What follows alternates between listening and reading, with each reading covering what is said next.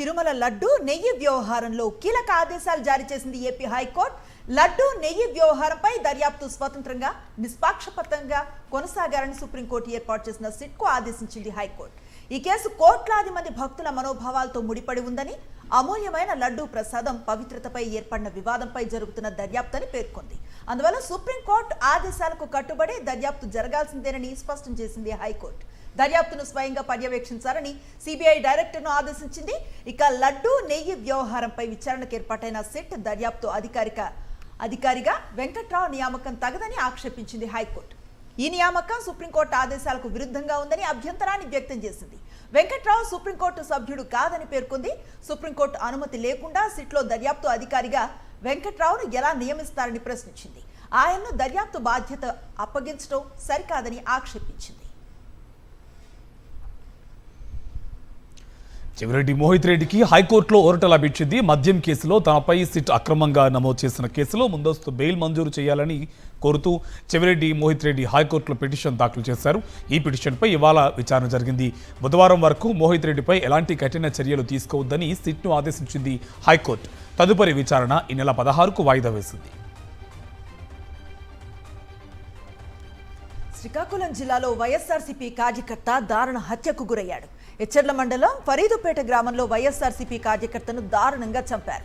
Sattaru గోపిని national highway service రోడ్డుపై TDP నేతలు హత్య చేశారని వైఎస్ఆర్సీపీ నేతలు ఆరోపించారు. తల, ఇతర శరీర భాగాలపై కర్రలు, రాళ్లతో దాడి చేసి చంపారు. పట్టపగలు నడి రోడ్డుపై హత్య జరగడంతో ప్రజలు భయభ్రాంతులకు గురయ్యారు. సత్తారు గోపి వైఎస్ఆర్సీపీ కార్యక్రమాల్లో చురుగ్గా పాల్గొనేవాడు. ఎన్నికల ఫలితాలు వచ్చిన కొన్ని రోజులకే ఇదే గ్రామంలో కూనా ప్రసాద్ అనే వైఎస్ఆర్సీపీ కార్యకర్తను టీడీపీ గుండాలు దారుణంగా చంపారు. పారామెడికల్ స్టూడెంట్స్ పై లైంగిక వేధింపులకు పాల్పడ్డ కాకినాడ జీజీహెచ్లోని 4 ఆర్ఎంసీ ఉద్యోగులను సస్పెండ్ చేశారు అధికారులు. వైద్య విద్యార్థులపై 4 సిబ్బంది లైంగిక వేధింపులకు పాల్పడ్డారనే ఆరోపణలు తలెత్తాయి. ల్యాబ్ అటెండెంట్ కళ్యాణ్ చక్రవర్తితో పాటు టెక్నీషియన్లు జిమ్మిరాజు, గోపాలకృష్ణ ప్రసాద్లను సస్పెండ్ చేస్తూ ఉత్తర్వులు జారీ చేశారు అధికారులు. 4పై 1 టౌన్ పిఎస్లో కేసు నమోదు చేసి దర్యాప్తు చేస్తున్నారు పోలీసులు. A1 నిందితులు కళ్యాణ్ చక్రవర్తి అజ్ఞాతంలోకి వెళ్లిపోయాడు. కాకినాడలోని రంగరాయ పారామెడికల్ కాలేజీ విద్యార్థులపై లైంగిక వేధింపులకు పాల్పడ్డ ల్యాబ్ అటెండెంట్ కళ్యాణ్ చక్రవర్తి, టెక్నీషియన్స్ జిమ్మిరాజు, గోపాలకృష్ణ ప్రసాద్లపై శాఖాపరమైన విచారణ జరుగుతోందన్నారు కలెక్టర్ షణ్మోహన్. లైంగికంగా వేధిస్తున్నారని 50 మంది పారామెడికల్ స్టూడెంట్స్ విద్యార్థినులు ఫిర్యాదు చేయడంతో చర్యలు తీసుకున్నామన్నారు కలెక్టర్ షణ్మోహన్.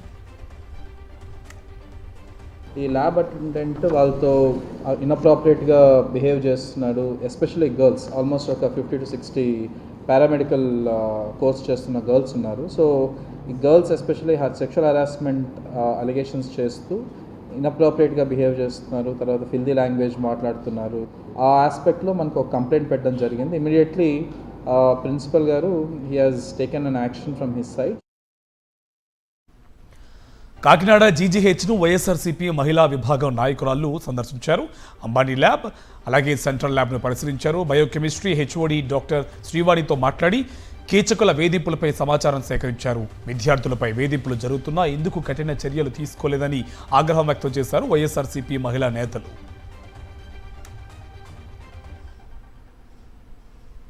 కాకినాడలో రంగరాయ పారామెడికల్ కాలేజీ విద్యార్థినులు ఫ్యాకల్టీ లైంగిక వేధింపులపై ప్రభుత్వం ఎందుకు చర్యలు తీసుకోవటం లేదని నిలదీశారు వైఎస్ఆర్సీపీ అధికార ప్రతినిధి శ్యామల. ఆడబిడ్డల మీద చెయ్యేస్తే తొక్కి నార తీస్తాం అన్న పవన్ కళ్యాణ్ ఎక్కడున్నారని ఆమె ప్రశ్నించారు. మహిళల భద్రత కోసం ఏం చర్యలు తీసుకున్నారో చెప్పాలని డిమాండ్ చేశారు శ్యామల. కాకినాడ రంగరాయ మెడికల్ కాలేజ్ ఎంతో పురాతనమైన కాలేజ్, ఎంతో గౌరవం గల చరిత్ర కలిగినటువంటి కాలేజ్. అక్కడ ఉన్నటువంటి ల్యాబ్ టెక్నీషియన్స్, ఆ మైక్రోబయాలజీ డిపార్ట్మెంట్ చెందినటువంటి వాళ్ళు ఆ విద్యార్థులపై అసభ్యకరంగా వీడియోలు తీస్తూ, ఫోటోలు తీస్తూ, వాళ్లతో అసభ్యకరంగా ప్రవర్తిస్తూ, మీద చేతులేస్తూ గత నెల రోజులుగా వాళ్ళని వేధిస్తూ వస్తున్నారు. పాపం ఆ విద్యార్థినులు ఎక్కడా చెప్పుకోలేని పరిస్థితి. కాకినాడ జీజీహెచ్లో విద్యార్థులను లైంగికంగా వేధిస్తున్న కీచకులపై కఠిన చర్యలు తీసుకోవాలనే డిమాండ్ ఊపందుకుంటుంది. సిఐటియు శ్రామిక మహిళా సమన్వయ కమిటీ జీజీహెచ్లో ఆందోళన చేపట్టింది. పారామెడికల్ విద్యార్థులను వేధింపులకు గురిచేసిన ఆర్ఎంసీ ఉద్యోగులపై క్రిమినల్ కేసులు నమోదు చేయాలని డిమాండ్ చేశారు ఆ కమిటీ నాయకురాలు.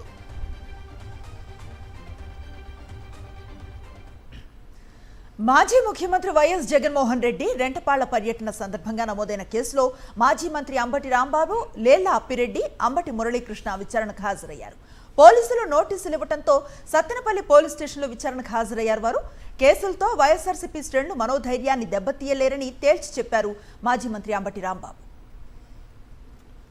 జగన్మోహన్ రెడ్డి గారు అన్యాయంగా అక్రమంగా పోలీస్ హెరాస్మెంట్ తట్టుకోలేక నాగమల్లేశ్వరరావు అనేటువంటి ఒక వైఎస్ఆర్ కాంగ్రెస్ పార్టీ నాయకుడు ఆ గ్రామ వైస్ సర్పంచి ఆత్మహత్య చేసుకుంటే పలకరించడానికి వస్తే ఇన్ని కేసులు పెడతారా మా మీద? ఎంతమంది అండి? 1300 మంది పోలీసులు ఇక్కడ డిప్లాయ్ చేశారు. దేనికో తెలుసా? జగన్మోహన్ రెడ్డి గారు వస్తుంటే ఆ జనాన్ని అరికట్టడం కోసం కాదు, ఎవ్వరు వెళ్ళడానికి వెళ్ళే జగన్మోహన్ రెడ్డి గారి మీటింగ్ అని కాపురాలు కాశారు. ఆగారా? మీరు ఇచ్చినటువంటి నోటీసులు లెక్క చేశారా? ప్రజలు వచ్చేశారు. చంద్రబాబు సర్కార్ రైతులను దగా చేసిందని మండిపడ్డారు మాజీ మంత్రి పేర్ని నాని. రాష్ట్రంలో ఏ పంటకు గిట్టుబాటు ధర లేదని, మామిడి, మిర్చి, పొగాకు రైతులు అష్టకష్టాలు పడుతున్నారని ఆయన ఆందోళన వ్యక్తం చేశారు. వైఎస్ జగన్ రైతుల పరామర్శకు వెళ్తే అడ్డంకులు సృష్టిస్తారా అని ఫైర్ అయ్యారు పేర్ని నాని. ఇది మాయా ప్రపంచం, మాయాజాలం, ఇంద్రజాలం.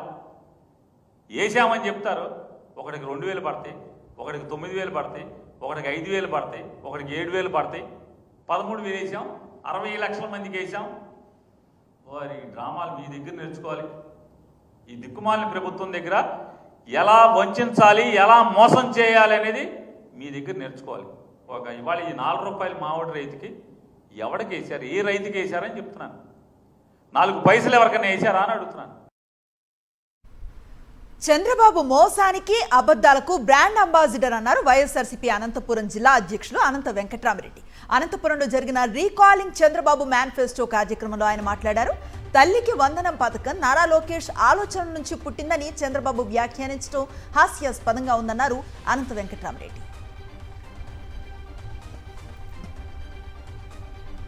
నంద్యాల జిల్లా నందికొట్కూరు టీడీపీ దళిత ఎమ్మెల్యే జయసూర్యను అవమానపరిచారు సొంత పార్టీ నేతలు. నందికొట్కూరు మార్కెట్ యార్డ్ పాలక మండలి డైరెక్టర్ల సమావేశంలో ఎమ్మెల్యే జయసూర్య పాల్గొన్నారు. ఈ సమావేశంలో ఎమ్మెల్యే జయసూర్యకు మామూలు చైర్ వేసి కూర్చోబెట్టారు. ఎమ్మెల్యే పక్కనే మార్కెట్ చైర్మన్ ప్రసాద్ రెడ్డి మాత్రం ఆఫీస్ చైర్లో కూర్చున్నారు. ఇలా డైరెక్టర్లకు దిశానిర్దేశం చేసేందుకు వచ్చిన దళిత ఎమ్మెల్యేను సొంత పార్టీ వారే చిన్నచూపు చూసి అవమానించడం చర్చనీయాంశంగా మారింది. కర్నూలు జిల్లా ఆదోని నియోజకవర్గంలో వైఎస్ఆర్సీపీ విస్తృత స్థాయి సమావేశం జరిగింది. ఈ సమావేశానికి వైఎస్ఆర్సీపీ జిల్లా అధ్యక్షులు ఎస్వి మోహన్ రెడ్డి, మాజీ ఎమ్మెల్యే సాయి ప్రసాద్ రెడ్డి, వైఎస్ఆర్సీపీ జిల్లా మహిళా అధ్యక్షురాలు శశికళ పాల్గొన్నారు. రాబోయే స్థానిక ఎన్నికలకు సిద్ధంగా ఉండాలని కార్యకర్తలకు పిలుపునిచ్చారు మోహన్ రెడ్డి. వైఎస్ఆర్సీపీపై కూటమి ప్రభుత్వం కుట్రలు కొనసాగుతున్నాయి. వైఎస్ జగన్ బంగారుపాళ్యం పర్యటన నేపథ్యంలో వైఎస్ఆర్సీపీ నాయకులపై పోలీసులు వరుసగా కేసులు నమోదు చేస్తున్నారు.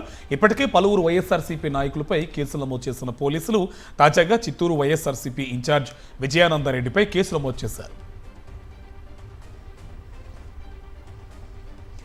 వైఎస్ఆర్ పేరు వింటేనే కూటమి ప్రభుత్వానికి ముచ్చెమటలు పడుతున్నాయి. అందుకే ఎక్కడా ఆయన పేరు కనిపించినా తొలగించేస్తున్నారు. 530 కోట్ల రూపాయల వ్యయంతో వైఎస్ జగన్ పులివెందుల్లో మెడికల్ కాలేజీ నిర్మించి దానికి డాక్టర్ వైఎస్ఆర్ మెడికల్ కాలేజ్ అని పేరు పెట్టారు.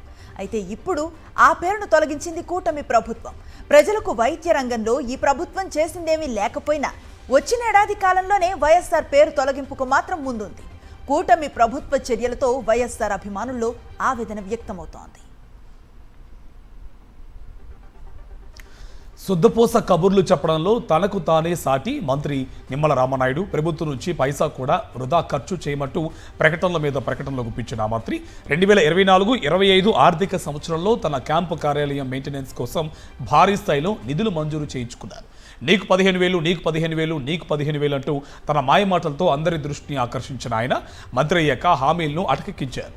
అయితే ఇప్పుడు తన క్యాంపు కార్యాలయంలోని హౌస్ కీపింగ్, మ్యాన్ పవర్, భద్రతా సేవలు నిర్వహించేందుకు messrs dust and pest facilities services కంపెనీకి ఏకంగా 50 లక్షలను విడుదల చేయాలంటూ ప్రభుత్వానికి కోరి మళ్ళీ మరోసారి అందరి దృష్టిని ఆకర్షించారు. అయితే మంత్రి విజ్ఞప్తిపై ఆర్థిక శాఖ ఏకంగా 49.50 లక్షలు విడుదల చేస్తూ జీవో విడుదల చేసింది. హౌస్ కీపింగ్, మ్యాన్ పవర్ సప్లైకి ఏకంగా సంవత్సరానికి 49.50 లక్షలు అవుతుందా అనేది ఇప్పుడు అతిపెద్ద ప్రశ్నగా టీడీపీ శ్రేణులే చర్చించుకుంటున్నారు. అనంతపురం జిల్లా సింగనమల నియోజకవర్గంలో టీడీపీ నేతలు బాహాబాహీకి దిగారు. మండల కన్వీనర్ల ఎంపికలో టీడీపీ నేతల మధ్య వర్గ పోరు భగ్గుమంది. MLA Bandaru Sravani versus 2-man committee తమ వర్గీయులకే పదవులు ఇవ్వాలంటూ రభసను సృష్టించారు. దీంతో కాసేపు గందరగోళం నెలకొంది.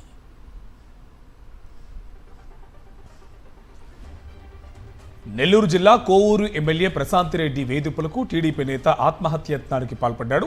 పురుగుల మందు తాగిన అతను సూసైడ్కి యత్నించాడు. టీడీపీ నేత ఇమాం బాషా ఎమ్మెల్యే ప్రశాంతిరెడ్డి ఘోరంగా అవమానించారని ఆయన ఆవేదన వ్యక్తం చేశాడు. ఇమాం బాషా పురుగుల మందు తాగడంతో స్థానికులు ఆసుపత్రికి తరలించారు.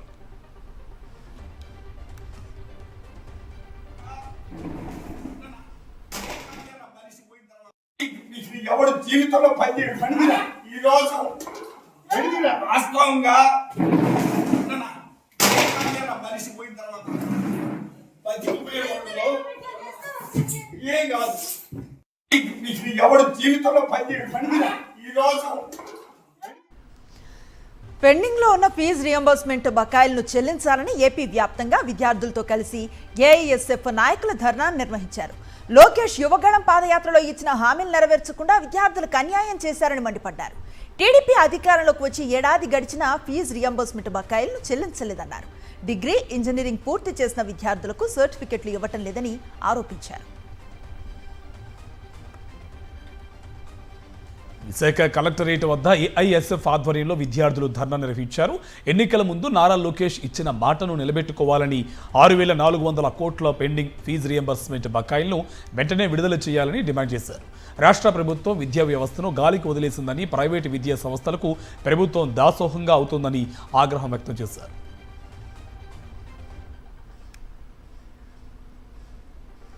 తెలంగాణ వ్యాప్తంగా కొత్త రేషన్ కార్డుల జారీకి ముహూర్తం ఖరారైంది. ఈ నెల 14న తుంగతుర్తి నియోజకవర్గ కేంద్రంగా కొత్త కార్డులను పంపిణీ చేయనున్నారు సీఎం రేవంత్ రెడ్డి. రాష్ట్ర వ్యాప్తంగా 2.4 లక్షల కొత్త రేషన్ కార్డుల పంపిణీ కార్యక్రమాన్ని లాంఛనంగా ప్రారంభించనున్నారు. 11,30,000 మంది నిరుపేదలకు ప్రయోజనం చేకూరనుంది.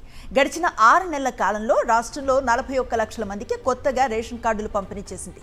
కొత్తగా జారీ చేసిన రేషన్ కార్డులతో కలిపి రాష్ట్రంలో రేషన్ కార్డుల సంఖ్య 94,72,422కు చేరుకుంది.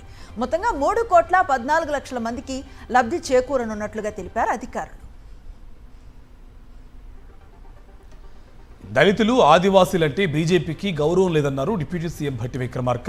రోహిత్ వేముల ఆత్మహత్యకు కారణమైన వారికి బీజేపీలో ప్రమోషన్లు ఇచ్చారని మండిపడ్డారు. బీజేపీ నేతలు రాజ్యాంగానికి వ్యతిరేకంగా వ్యవహరిస్తున్నారని ఢిల్లీలో జరిగిన ఓ కార్యక్రమంలో ఆగ్రహం వ్యక్తం చేశారు భట్టి విక్రమార్క. నాయకుడిని ఇక్కడ తీసుకొచ్చి అసిస్టెంట్ ప్రొఫెసర్గా నియమించడం అంటే మీరు ఎవరెవరైతే దళితులు, గిరిజనులు ఇబ్బంది పెడతారో టార్గెట్ చేసి వాళ్ళు మరణించే అంచుల దాకా తీసుకెళ్తారో వాళ్ళందరికీ మేము ప్రమోషన్లు ఇస్తాము, లేకపోతే బాధ్యతలు ఇస్తాం, పదవులు ఇస్తామని చెప్పే విధంగా మీరు చేసినటువంటి సంఘటనలు మేము భయపడుతున్నట్టుగానే ఈ భారతదేశంలో దళిత గిరిజనులు భయపడుతున్నట్టుగానే మరొకసారి ఆ భయాన్ని వాస్తవమని మీరు నిరూపించినట్టు అయిపోయింది. రాజాసింగ్ రాజీనామాను అధిష్టానం ఆమోదించింది. తెలంగాణ బీజేపీ చీఫ్ ఎన్నిక విషయంలో రాజాసింగ్ తీవ్ర అసంతృప్తిని వ్యక్తం చేశారు. తనను నామినేషన్ వేయకుండా అడ్డుకున్నారంటూ మండిపడ్డారు. దీంతో పార్టీకి రాజీనామా చేశారు రాజాసింగ్.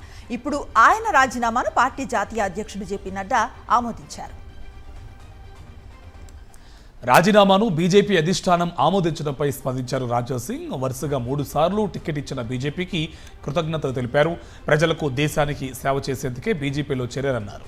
ఇన్ని రోజులు సహకరించిన ప్రతి కార్యకర్తకు ధన్యవాదాలు తెలిపారు. చివరి శ్వాస వరకు హిందుత్వవాదం, సనాతన ధర్మం, జాతీయవాదం కోసం పనిచేస్తూనే ఉంటానన్నారు. ఇవాళ మా రాష్ట్రీయ అధ్యక్ష వారు నా రిజైన్ని వాళ్ళు యాక్సెప్ట్ చేసినారు. కానీ ఇవాళ నుంచి కంటిన్యూగా నా దేశానికి, నా భారతదేశానికి హిందూ రాష్ట్రంగా చేయాలని, గోమాతని రక్షించడానికి, లవ్ జిహాద్ కానీ అన్ని విధాలుగా ప్రతి ఒక్క హిందూ కార్యకర్తకి ఒక ఛత్రపతి శివాజీ మహారాజ్ లాగా తయారు చేయడానికి ఇప్పటి నుంచి నేను ఇంకా అగ్రెసివ్గా నేను పనిచేస్తానని ప్రతి ఒక్క హిందూ కార్యకర్తకి నేను హామీ ఇస్తున్నాను. కాళేశ్వరం కమిషన్ చీఫ్ పీసీ ఘోష్ను కలిశారు మాజీ మంత్రి హరీష్ రావు. మేడిగడ్డ, అన్నారం, సుందిళ్లపై మరింత సమాచారాన్ని అందించారు. ఇంతకు మించిన వివరాలు ప్రభుత్వం దగ్గర ఉన్నాయని, వాటిని తమకివ్వమంటే ఇప్పటికీ స్పందించటం లేదని అన్నారు. కాళేశ్వరం కమిషన్ను ప్రభుత్వం తప్పుదోవ పట్టిస్తోందనే అనుమానం తనకు ఉందన్నారు హరీష్ రావు. సో మా దగ్గర ఉన్న సమాచారం ప్రకారంగా మేడిగడ్డ, అన్నారం, సుందిల్లా బ్యారేజీలకు సంబంధించి 6 సార్లు క్యాబినెట్ నిర్ణయాలు జరిగాయి. 6 సార్లు క్యాబినెట్లో ఆమోదం పొందిన పేపర్స్ అన్నీ కూడా ఈరోజు కమిషన్ వారికి అందించాం. అంతేకాకుండా 3 సార్లు శాసనసభ అప్రూవల్ కూడా పొందడం జరిగింది. ఆ 3 సార్లు శాసనసభ అప్రూవల్స్ ఎప్పుడెప్పుడు జరిగాయి, ఆ శాసనసభలో జరిగినటువంటి డాక్యుమెంట్సు, జరిగిన చర్చ, వాటన్నిటినీ కూడా ఈరోజు కమిషన్కు అందజేయడం జరిగింది. భద్రాచలం దేవస్థానం భూములు కబ్జా కావడంపై BRS working president KTR X వేదికగా స్పందించారు. రామచంద్రస్వామి భూములు కబ్జాపై బీజేపీ అధ్యక్షులు రామచంద్రరావు ఎందుకు మాట్లాడడం లేదని ప్రశ్నించారు. ఏపీలో 889 ఎకరాల భూమి కబ్జాకు గురైన బీజేపీ నుంచి ఒక్క మాట వినిపించడం లేదంటూ ఫైర్ అయ్యారు. బీజేపీ అధ్యక్షులు రామచంద్రరావుకి సమయం లేదా, లేక కేవలం రాజకీయ ప్రయోజనాలు కాపాడుకోవడం కోసమే మౌనంగా ఉంటున్నారా అని ప్రశ్నిస్తూ ఎక్స్లో పోస్ట్ చేశారు. రాజకీయ పొత్తులు పక్కన పెట్టి భద్రాచలం దేవస్థానం భూములను కాపాడేందుకు ముందుకు రావాలని, హైకోర్టు ఉత్తర్వులను అమలు చేసేలా చూడాలని కోరారు కేటీఆర్. ఈ నెల 17న తలపెట్టిన రైల్ రోకోను వాయిదా వేసినట్లుగా ప్రకటించారు బీఆర్ఎస్ ఎమ్మెల్సీ కవిత. ప్రభుత్వం బీసీ బిల్లుపై ఆర్డినెన్స్ తెస్తామని చెప్పడం జాగృతి విజయమన్నారామె. 42% రిజర్వేషన్లు ఇవ్వకుంటే రాజ్యాంగ సవరణ జరగాలన్నారు. 42% రిజర్వేషన్లు ఇవ్వాలంటే రాజ్యాంగ సవరణ జరగాలన్నారు.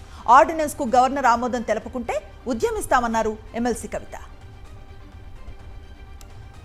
పెట్టి 42% ఇచ్చేంత వరకు కూడా ఎన్నికలకు వెళ్ళము అని నిన్న పొంగులేటి శ్రీనివాసరెడ్డి గారు కేబినెట్ తర్వాత చెప్పడం జరిగింది. ఇదొక ముందడుగుగా మేము భావిస్తూ ఉన్నాము.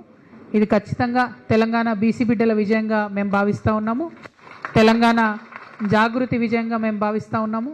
యునైటెడ్ పూలే ఫ్రంట్ విజయంగా మేము భావిస్తూ ఉన్నాం. మరి ఈ సందర్భంలో కొన్ని అనుమానాలు కూడా వ్యక్తమవుతూ ఉన్నాయి. ఎమ్మెల్సీ కవిత వ్యాఖ్యలకు కౌంటర్ ఇచ్చారు పీసీసీ చీఫ్ మహేష్ కుమార్ గౌడ్. తాము చేసిన దానికి కవిత రంగులు పులుముకోవడం ఏంటని ప్రశ్నించారు. కవితను చూసి జనాలు నవ్వుకుంటున్నారని అన్నారు. బీసీ రిజర్వేషన్లకు కవితకి సంబంధం లేదన్నారు. చోటామోటా ధర్నాలు చేసి విజయం తనదంటూ చెప్పుకోవడం సరికాదన్నారు. బీసీ రిజర్వేషన్లు రాహుల్ ఎజెండా, రేవంత్ కమిట్మెంట్ అన్నారు మహేష్ కుమార్ గౌడ్.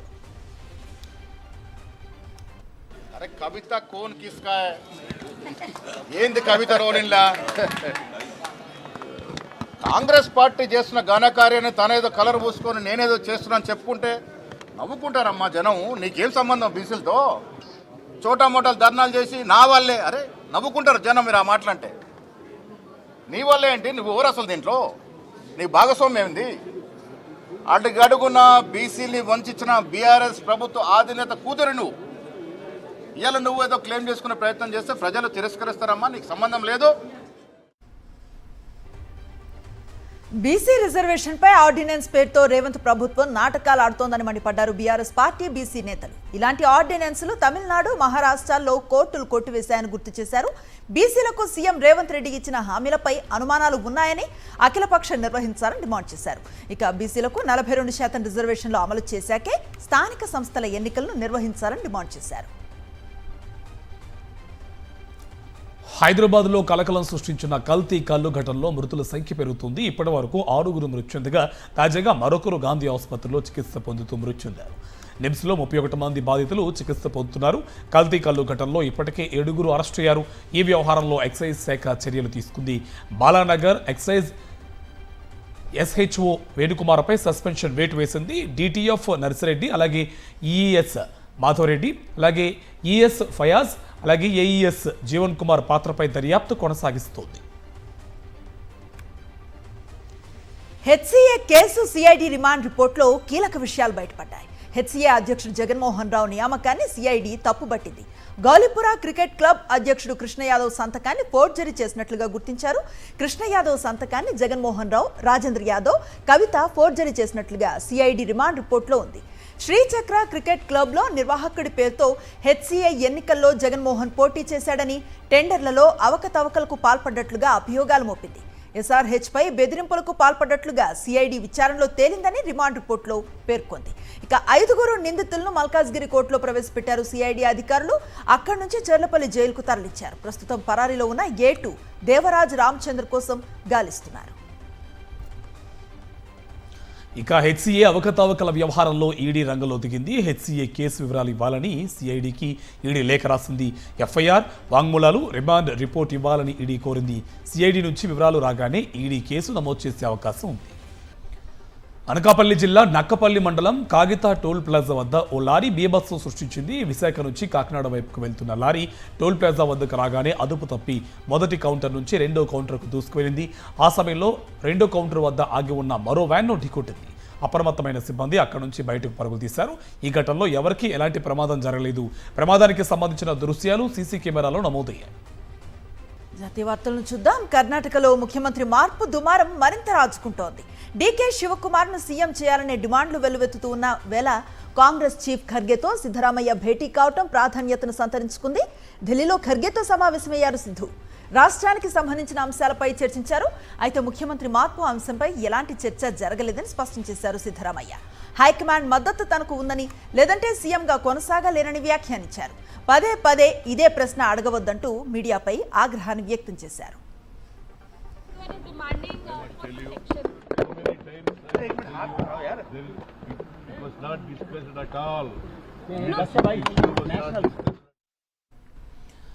కాంగ్రెస్ పార్టీతో సీనియర్ ఎంపీ శశి థరూర్ బంధం రోజురోజుకి మరింత బీట్ల వాడుతుంది. అసలు ఏ పార్టీలో ఉన్నారో ముందు తేల్చుకుండని థరూర్కు కాంగ్రెస్ కౌంటర్ ఇవ్వడం హాట్ టాపిక్ మారింది.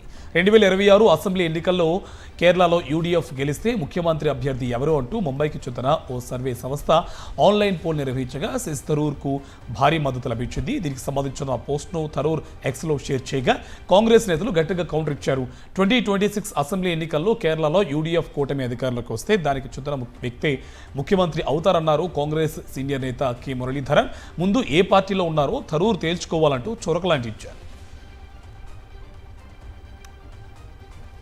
గుజరాత్లో వడోదర జిల్లాలో వంతెన కూలిపోయిన ఘటనలో మృతుల సంఖ్య 17కి చేరింది. మరో 4 కోసం గాలింపు చర్యలు కొనసాగుతున్నాయి.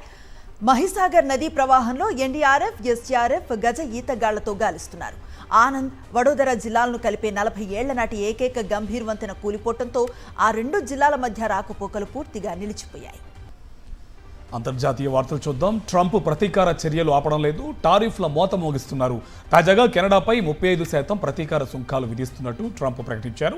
మిగిలిన దేశాలపై కూడా 15 నుంచి 25% వరకు సుంకాలు విధిస్తామని, ఇవి వచ్చే నెల 1వ తేదీ నుంచి అమల్లోకి వస్తాయన్నారు. ఇదే విషయాన్ని కెనడా ప్రధాని మార్క్ కార్నీకి లేఖ ద్వారా తెలిపారు. తమతో కలిసి పనిచేసేందుకే ప్రతీకార సుంకాలు విధిస్తున్నందుకు తెలిపారు ఆయన. అమెరికాలో ఉద్యోగాల కుదింపు ప్రక్రియ మళ్లీ మొదలైంది. తాజాగా విదేశాంగ శాఖలో చర్యలు చేపట్టిన ట్రంప్ యంత్రాంగం 1300 మంది ఉన్నతాధికారులను తొలగించేందుకు సిద్ధమైంది. ఈ జాబితాలో 1107 మంది సివిల్ సర్వెంట్లు, స్థానికంగా పనిచేస్తున్న 246 మంది దౌత్యవేత్తలు ఉన్నట్టు తెలిపింది. వీరికి లే ఆఫ్ నోటీసులు జారీ మొదలైనట్టు సంబంధిత వర్గాలు వెల్లడించాయి.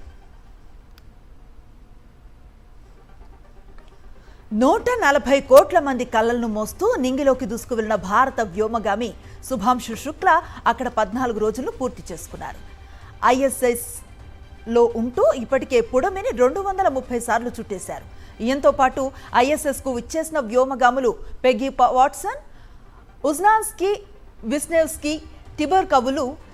ఎగ్జియం 4 బృందం ఇప్పటిదాకా ISSలో ఉంటూ అంతరిక్షంలో 96 లక్షల కిలోమీటర్లు ప్రయాణించింది. 60కి పైగా ప్రయోగాలు ఈ బృంద సభ్యులు విజయవంతంగా పూర్తి చేశారు. ఈ బృందం తిరుగు ప్రయాణం ఈ నెల 14న ఉండవచ్చని నాసా పేర్కొంది. బిజినెస్ అప్డేట్స్ చూద్దాం. దేశీయ స్టాక్ మార్కెట్లు ఇవాళ భారీ నష్టాలను ముగిశాయి. ఐటీ షేర్లలో అమ్మకాల సూచీలను కిందకు పడేశాయి. ఇక టీసీఎస్ త్రైమాసిక ఫలితాలు మెప్పించకపోవడంతో ఐటీ షేర్లు తీవ్ర ఒత్తిడికి గురయ్యాయి. ఈ క్రమంలో సెన్సెక్స్ ఒకానొక దశలో 700 పాయింట్ల మేర నష్టపోయింది. ఇవాళ ట్రేడింగ్ ముగిసే సమయానికి సెన్సెక్స్ 689 పాయింట్ల నష్టంతో 82,500కు దిగజారింది. నిఫ్టీ 205 పాయింట్లు కోల్పోయి 25,149 వద్ద స్థిరపడింది. డాలర్తో రూపాయి మారకం విలువ 85.80గా ఉంది. ప్రపంచవ్యాప్తంగా పసిడి ధరలు మరోసారి పెరుగుతున్నాయి. అంతా సెట్ అవుతోంది అనుకుంటున్న సమయంలో అమెరికా అధ్యక్షుడు ట్రంప్ కొత్త టారిఫ్స్ ప్రకటించడంతో మదుపరుల్లో ఆందోళనలు మొదలయ్యాయి. సేఫ్ హెవెన్ బంగారం రేట్లను తిరిగి పెంచుతోంది. దీంతో దేశంలోని ప్రముఖ నగరాల్లో బంగారం రేట్లు తిరిగి పెరుగుతున్నాయని మార్కెట్ వర్గాలు వెల్లడించాయి. ఎప్పుడెప్పుడా అని ఎదురు చూస్తున్న టెస్లా ఇండియా ఎంట్రీకి ముహూర్తం సమీపించింది. ఈ నెల 15న టెస్లా ఫస్ట్ షోరూమ్ ముంబైలో బాంద్రా కుర్లా కాంప్లెక్స్ లో ఓపెన్ అవబోతోంది. ఇక్కడ మొదటిగా టెస్లా మోడల్ వైను సేల్ చేయబోతున్నట్లుగా సమాచారం. ప్రస్తుతం ప్రపంచంలో ఎక్కువగా అమ్ముడవుతున్న ఎలక్ట్రిక్ కార్స్ లో మోడల్ వై ముందుంది. దీన్ని చైనా నుంచి ఇండియాకు ఇంపోర్ట్ చేసింది టెస్లా. భారత్లో టెస్లా ఎక్స్ షోరూమ్ ధర దాదాపు 50 లక్షల వరకు ఉంటుందని అంచనా వేస్తున్నారు.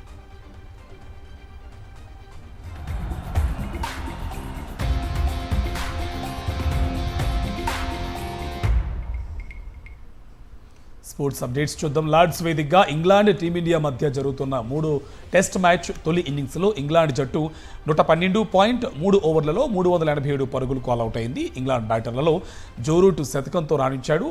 అలాగే Ollie Pope, Ben Stokes 44, Jimmy Smith 51, అలాగే బ్రైడన్ కార్స్ 56 పరుగులు చేశారు. భారత బౌలర్లలో జస్ప్రీత్ బుమ్రా 5, నితీష్ కుమార్ రెడ్డి 2, మహమ్మద్ సిరాజ్ 2, రవీంద్ర జడేజా 1 వికెట్ తీసుకున్నారు. భారత్ ఇన్నింగ్స్లో యశస్వి వికెట్ కోల్పోయింది. క్రీజ్లో కేఎల్ రాహుల్, కరుణ్ నాయర్ ఉన్నారు.